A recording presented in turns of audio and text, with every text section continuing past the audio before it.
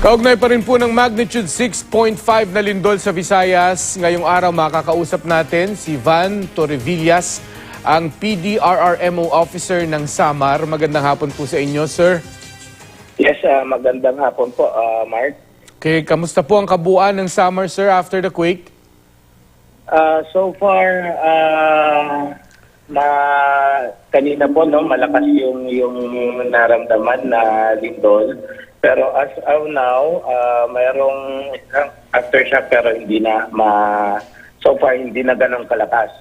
So far, right now, we are gathering yung mga damage assessment from the different municipalities. May mga initial report sa amin na yung mga initial report, halimbawa sa Municipality of Yabong, no damage, no casualty, and yung road condition are passable. Pero meron naman sa Villarreal, 2 houses partially damaged at saka 1 minor injury.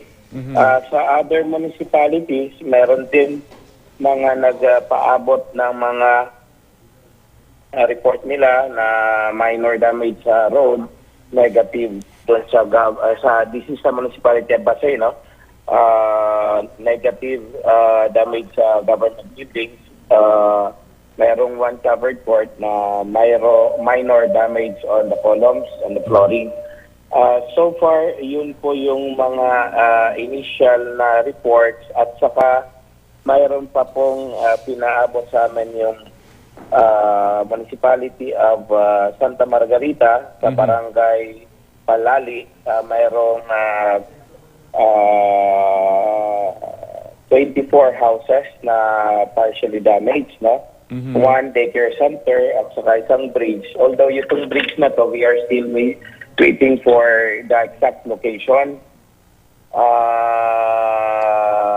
So far, yun yung meron, ewan ko na, meron din kaming mga vehicular accident dito sa Pinabakdaw, Samar, yung isang bus, sumubsub sa 2 bahay. Good thing, wala pong casualty.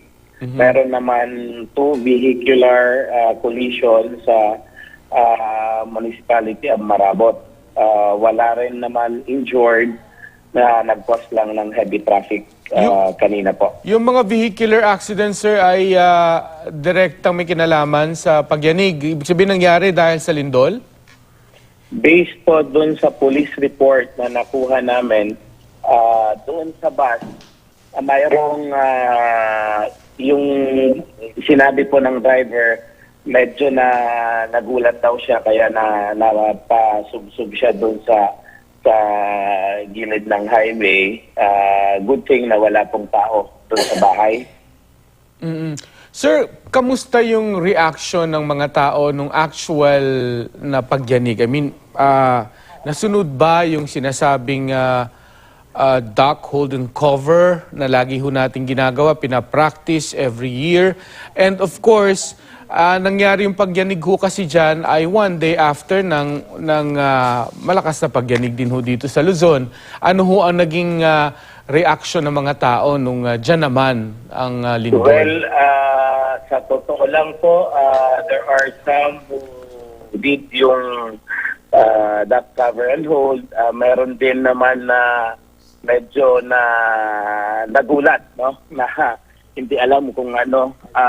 Although meron ngang initial report sa amin kanina from one of the municipality, meron daw nahimatay.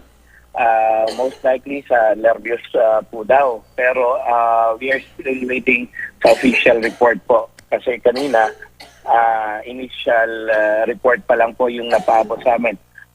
Tama po, Mark, medyo nakakagulat kasi kagabi na laman namin sa news yung nangyari po sa mga kapatid natin sa Zambales at saka sa Pampanga.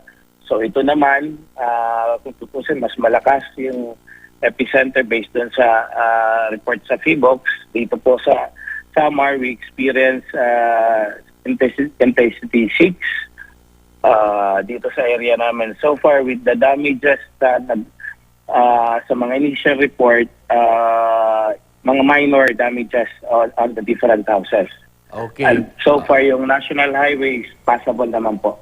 Thank you. At this moment po. Okay, maraming salamat po sa update nyo, Sir Van Torrevillas. Maraming salamat din po, Mark. Thank you. PDRRMO officer po ng Samar.